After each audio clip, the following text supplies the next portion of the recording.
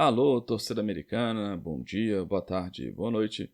Meu nome é Bruno Valverde e esse é o podcast Coração Verde e Branco, o seu podcast de quinta. E agora eu voltei a gravar às quintas-feiras, né? Na semana passada eu pretendia publicar um episódio no sábado pela manhã, antes do clássico contra o Atlético, mas a Luísa, minha filha, estava doente, então eu fiquei por conta dela, né? Graças a Deus ela já está melhor, ela estava com uma sinusite, estava um pouco amoada assim, né? Então, precisei e quis ficar por conta dela, né? Afinal de contas, o América é o time da família, a gente também tem que ser a torcida da família, não é verdade? Pessoal, eu tô tendo muita dificuldade para editar o vídeo de tempo, né? Quando eu gravo vídeo, né? O volume de trabalho aumenta muito para poder preparar ele para o YouTube, para o Spotify. Então, daqui para frente, pelo menos enquanto eu continuar com o volume de trabalho que eu tenho nas minhas outras atividades aí, eu vou voltar a gravar apenas o áudio, tá bom? Vou colocar umas fotos junto no vídeo do YouTube para não ficar tão chato, né? Umas fotos que tem a ver com aquilo que eu tô falando aqui, tá bom? Mas o meu belo rosto vocês vão ver apenas seguindo lá no Instagram quando eu gravar aqueles vídeos pequenininhos lá no coração.verdebranco, ok? Queridos, esse é o nosso 53º episódio, ou seja, o episódio de número 53, que poderia se chamar Ocho, né? Quem é da minha geração aí vai se lembrar daquele filme que era um sucesso na sessão da tarde, que são os filmes do Fusquinha Herbie, né? Um Fusquinha, um carro de corrida aposentado que tinha pintado ali na porta o seu número, né, de corrida, né? Ele era o número 53 e em um dos filmes tinha uma criança mexicana lá que andava no Fusca, né? E essa criança mexicana chamava o Fusquinha de Ocho. E aí no final do filme eles perguntam, por que você chama ele de Ocho? Ele falou, Uai não, né? Que ele é mineiro. Ele é mexicano, não é mineiro. Ele falou assim, porque 5 mais 3 é 8, né? É 8 em espanhol. Então, esse poderia ser o nome desse episódio, né? Já que eu quero falar de América e cinema. Mas aquele Fusquinha tão querido, tão simpático, tão vitorioso, não pode ser chamado de 8, muito menos de 8, por nós americanos. Porque por aqui, 8 é motivo de raiva e até mesmo um pouquinho de ódio. Por isso, este episódio se chama Os Oito Odiados. Oito Odiados é o nome do 8º filme do Quentin Tarantino, né, que foi lançado em 2015. Na semana passada, no programa que eu tinha montado, era para falar um pouco sobre o Tarantino, mas aí a minha ideia era falar de outro filme, que era o Cães de Aluguel, né, um filme que ele foi o primeiro filme do Tarantino, que ele foi lançado em 1992. O Tarantino ele tinha acabado de voltar da Europa, né?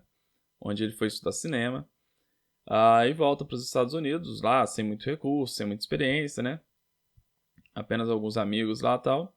Mas conseguiu produzir esse filme, né? O Cães de Aluguel, que é um filme maravilhoso. O filme é sobre um assalto a banco mal sucedido.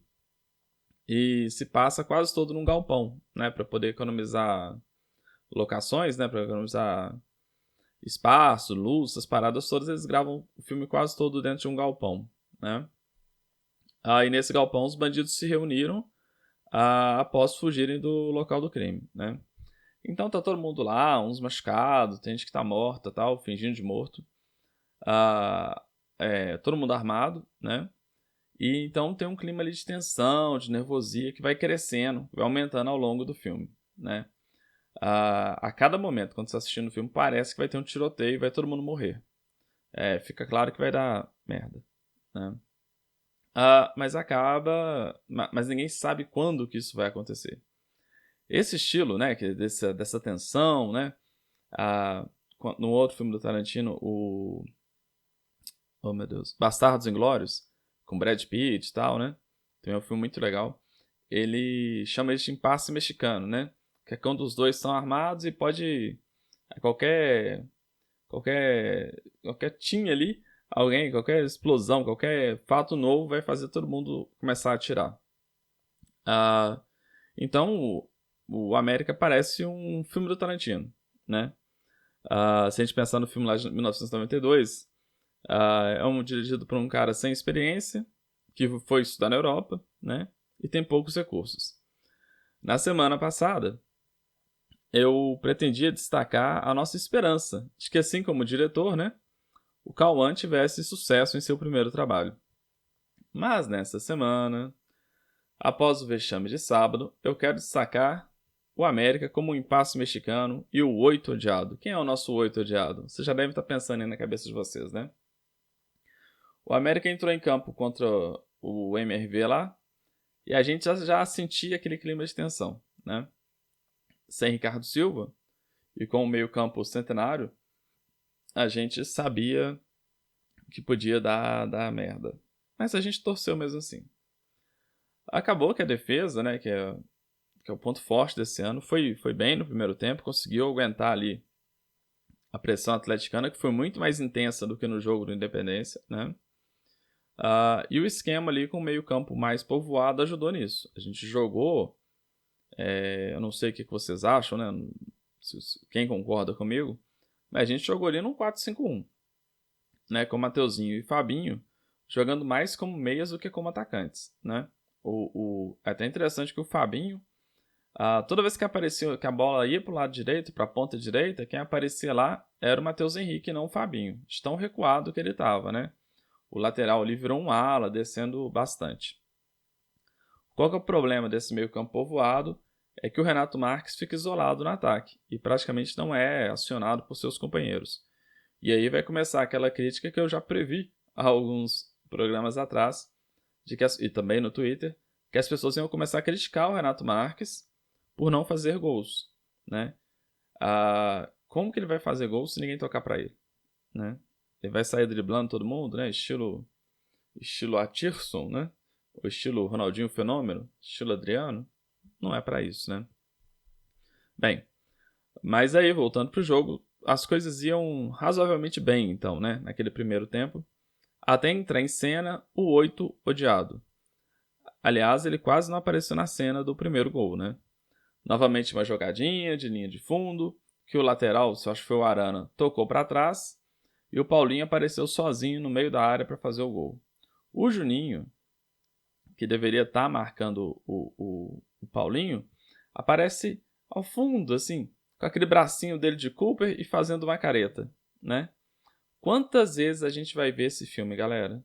Do Juninho correndo com o bracinho de Cooper, né? Fazendo aquela caretinha. Não deu pra chegar na bola. Cara, é ridícula a postura desse cara, do Juninho, né? Ele negligencia totalmente a marcação. Lá no ataque ele ainda belisca, tal, mas assim, do meio para trás ele ignora a função que ele deveria ter. Eu nem sei se é a função que ele deveria ter, pra falar a verdade, porque assim, quando você vê a Globo, por exemplo, quando ela armou o time do América, né, no começo do jogo, ela colocou o Juninho de 10, o Juninho de armador, né? Mateuzinho de atacante e o Moisés lá de segundo volante. Será que no América é isso? Será que eles falam assim, olha, o Juninho é um armador, né? O máximo que ele pode ser um amador, né?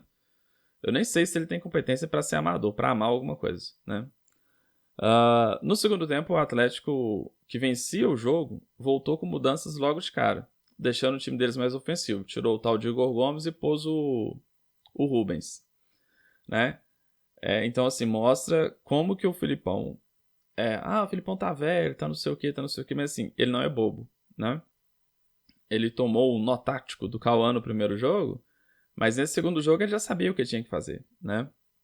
Então ele pôs o time pra frente. O Cauã, mais uma vez, foi medroso, né? Ele não mudou o time que perdia até os 15 minutos do segundo tempo. Aí colocou finalmente o Benítez, né? Mas aí tirou o Renato Marques. Ou seja, mais uma vez, o nosso melhor armador não jogou com o nosso melhor atacante. A culpa é do Renato Marques, de não fazer o gol, né? Coloca o Renato Marques junto com o Benítez pra gente ver um dia o que acontece, né? Benítez dando toque pra ele, ver se vai dar certo. Caramba, só. Aí no lugar do Renato Marques colocou o Varanda. O Varanda tem lá seus méritos, né? Mas ele joga mais pelo lado de campo. Joga bem até do lado de campo. Na área ele não povoa a área, né? Que nem o Renato faz, que nem o Mastriani faz com grande habilidade, né? Então a gente ficou nessa aí. E o Juninho? O segundo tempo do Juninho foi pior ainda, né? Uma falta de vontade impressionante, assim, de chorar. Ele não divide a bola. Então, assim, ele... Quando o Juninho vai chutar, ele chuta sabendo que vai errar. Ele não chuta, nossa, vou tentar fazer um golaço aqui, não. Ele bate com displicência, aquele chute leve. E pior, assim, quem já viu o Juninho na rua sabe que o cara é forte, velho. Ele nem é baixinho, ele parece baixinho, mas nem é baixinho. O cara é alto, é forte, né? Ele chuta daquele jeito, mas que desgrama, né? Se eu fosse o Juninho, falando sério, eu ia procurar um endocrinologista, fazer uns exames aí pra medir as taxas hormonais, né? O Juninho deve estar com problema de testosterona, algum hormônio deve estar baixando nele ali, deve estar doente, né?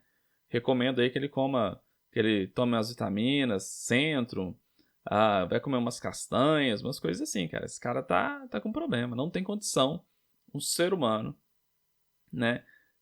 Ser tão desligado da vida, tão sem prazer na vida, assim, né? E aquela cena do jogo, né? Do jogo do Independência, que o Hulk põe a mão no ombro dele, assim, meio que prendendo ele, né? É um gesto muito forte, assim, de submissão, né? O Hulk mostrando ali quem que manda, né? E o Juninho, o Hulk, né? Um gesto de dominância, e o Juninho um gesto de dominação, de submissão. Ele devia tirar a mão do Hulk dele. Você tá louco, rapaz? Tira essa mão daqui, você tá doido, né? E o narrador da Globo falando, os capitães de América e Atlético se respeitam mutuamente.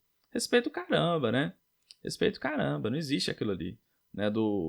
Você permitiu uma cena daquela depois do jogo, você perdeu, aí o capitão do outro time vem te acalmar, você aceita isso? Tomar banho. Esse cara não pode ser capitão em lugar nenhum, né? Em lugar nenhum. O Juninho, pede pra sair, tá? Mais doente que o Juninho é o Cauã, né? Que mantém esse meio campo, que não sabe armar e que falha na defesa, né? Na marcação. Para sábado, eu espero que o medo do Cauã finalmente seja eliminado e que pelo menos ele tente jogar contra o Atlético, né? Sobre o Benítez, que jogue logo de cara. Ainda mais que o jogo vai ser de noite, 7h30 e tal, né? Então tem condições para poder desempenhar um melhor futebol, né? O meu time seria então Dalberson, Matheus Henrique, Ricardo Silva, Júlio e Marlon. A defesa, né? Aqui eu vou fazer a defesa da defesa com o Júlio, né? Porque Júlio foi muito bem no clássico, né? Não comprometeu em nada o Júlio, né? O meio-campo eu iria com Felipe Amaral, lógico, né? O Ale, que não foi tão mal no clássico, e aí eu defendo a minha posição aqui de que Ale e Juninho têm lá seus méritos, o problema é quando eles jogam junto, né? Que quando eles jogam junto, o time fica com essa cara, que defende mal e arma mal, né? Então Felipe Amaral, Ale, Moisés e Benítez. Meu meio-campo é esse. Moisés ele dá um pouco de calma no nosso meio-campo e ele também se impõe ali diante dos adversários, tal, junto da arbitragem, né? Ele deveria ser nosso capitão. O ataque, eu acho que dá para ser ainda Fabinho e Renato Marques, né? Eu acho que o Fabinho pode fazer esse negócio ali de voltar um pouco, ajudar o meio-campo, e o Benítez, né, se aproximar ali do Renato Marques ali para poder ajudar o rapaz finalmente matar a sua fome de gol, ok? Bem, é isso aí, meus queridos. Espero que tenham gostado da minha escalação. Espero que o Cauã também goste e faça algo parecido, ok? Deixem aí seus comentários nas redes sociais deste podcast. No Instagram, coração.verdebranco. No Twitter, cor verde branco. E no YouTube, coração verde branco. Além disso, se quiser contribuir para a manutenção deste podcast, você pode fazê-lo pela chave Pix brunovalverdeamerica@gmail.com. Um abraço a todos, fiquem com Deus e vamos subir, coelho!